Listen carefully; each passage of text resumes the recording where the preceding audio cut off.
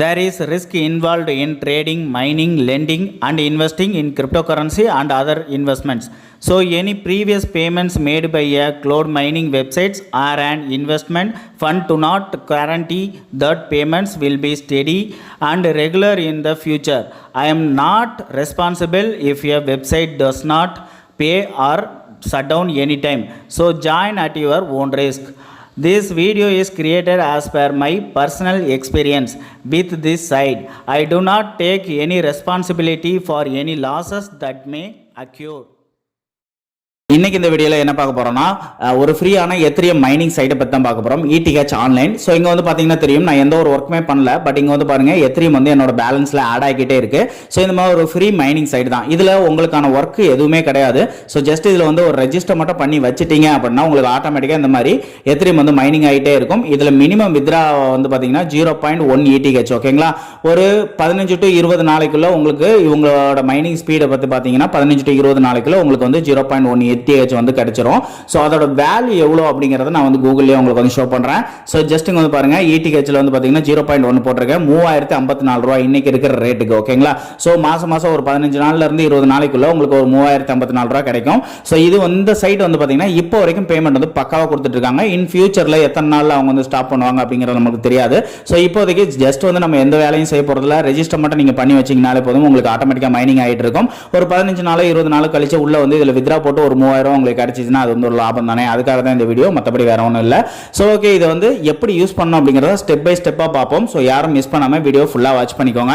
So இதில் join பண்ணுறதுக்கான link கீழே வந்து டிஸ்கிரிப்ஷனில் கொடுத்துருக்கேன். அந்த லிங்கை கிளிக் பண்ணி நீங்கள் இந்த வெப்சைட்டுக்கு டைரெக்டாக வந்துடலாம். ஸோ வெப்சைட்டுக்குள்ள வந்த உடனே உங்களுக்கு பேஜ் வந்து பார்த்தீங்கன்னா இந்த மாதிரி தான் ஷோ ஆகும். ஓகேங்களா, ஸோ இதுதான் ரெஜிஸ்டர் பேஜ்.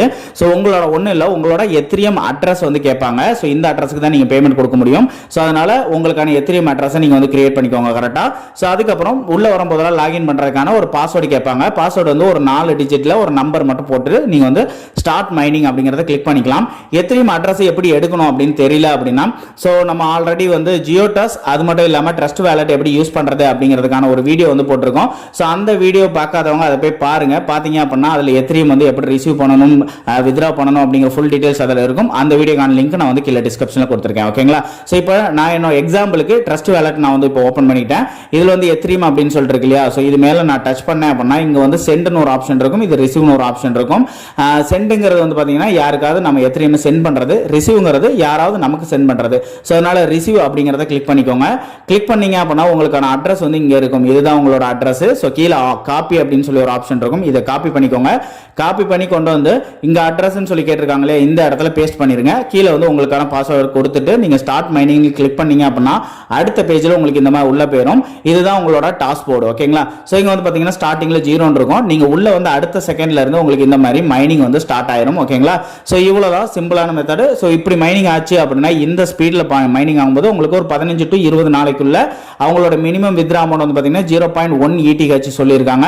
சோ அது வந்து ரிசீவ் ஆயிரும். ஓகேங்களா, சோ அதிகபட்சம்னா கூட ஒரு 25 நாளைக்குள்ள அந்த அமௌண்ட் வந்து வந்துரும். சோ வந்ததுக்கு அப்புறம் நீங்க வந்து வித்ரா போடலாம். சோ அப்படி வித்ரா போட்டீங்க அப்படின்னா உங்களுக்கு வந்து பேமெண்ட் வந்து வந்துரும். சோ இவங்க வந்து கரெக்டா கொடுத்துட்டு இருக்காங்களா, எதை வச்சு நம்புறது அப்படின்னு சொல்லி நீங்க வந்து கேட்கலாம். சோ மேல வந்து பாருங்க வெப்சைட் அந்த பேமெண்ட் ப்ரூஃபை நான் உங்களுக்கு ஷோ பண்ணிடுறேன். 3 டாட்டா கிளிக் பண்ணிக்கோங்க. கிளிக் பண்ணீங்க அப்படின்னா இங்க வந்து பே அவுட்ஸ்னு ஒரு ஆப்ஷன் இருக்கு பாத்தீங்களா, இதை கிளிக் பண்ணீங்கன்னா இவங்க வெப்சைட்ல லைவா இப்போ வந்து பாத்தீங்கன்னா எவ்வளவு பேருக்கு பேமெண்ட் வந்து போய்கிட்டு இருக்கு அப்படிங்கறத நீங்க வந்து பார்க்கலாம். பாருங்க 10 நிமிஷத்துக்கு முன்னாடி கூட ஒருத்தர் வந்து பாத்தீங்க அப்படின்னா 0.1 ETH எல்லாம் எடுத்திருக்காரு.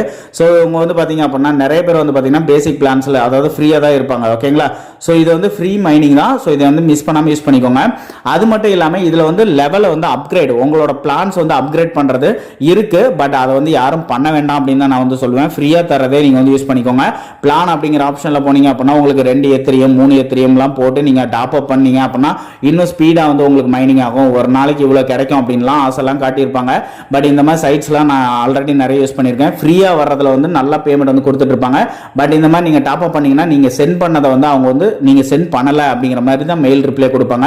அதனால நீங்க பிளான்ஸுக்கு எதுக்குமே போக வேண்டாம், ஃப்ரீ மைனிங் மட்டும் பண்ணிக்கோங்க. ஃப்ரீயா வர்றதை மட்டும் வித்ரா பண்ணிக்கோங்க. ஓகேங்களா, தென் அது மட்டும் இல்லாம இதுல எக்ஸ்ட்ரா இன்னொரு ஏர்னிங்ஸும் இருக்கு. ஸோ இங்கே வந்து பார்த்தீங்க அப்படின்னா உங்களுக்கு வந்து அஃப்லேட் டேட்டா அப்படின்னு சொல்லி ஒன்று வந்து கொடுத்துருக்காங்க. ஸோ இது உங்களோட ரெஃபர் லிங்க், இது என்னோட ரெஃபர் லிங்க், இதை தான் நான் வந்து கொடுக்க போகிறேன்.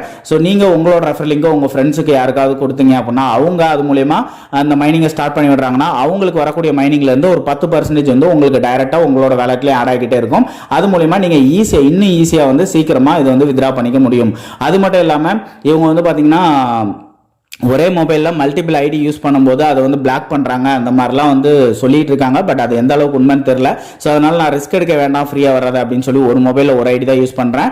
ஸோ ட்ரை பண்ணி பார்க்க விருப்பம் இருக்கவங்க ட்ரை பண்ணுங்கள். இல்லை வேண்டாம் ரிஸ்க்குன்னு நினச்சிங்க அப்படின்னா வேறு மொபைலில் வந்து வேறு ஐடி கூட நீங்கள் வந்து ரெஃபர் பண்ணுற மாதிரி உங்களோட லிங்க் எடுத்து நீங்களே கிரியேட் பண்ணிக்கோங்க. ஓகே ஃப்ரெண்ட்ஸ், இந்த கூடிய சீக்கிரத்தில் என்னோட வித்ரா ப்ரூஃபையும் நான் வந்து உங்களுக்கு வந்து ஷோ பண்ணுறேன். இங்கே வந்து பார்த்தீங்கன்னா தெரியும் எத்தனை பேர் பேமெண்ட் எடுத்துகிட்டு இருக்காங்க அப்படிங்கிறது.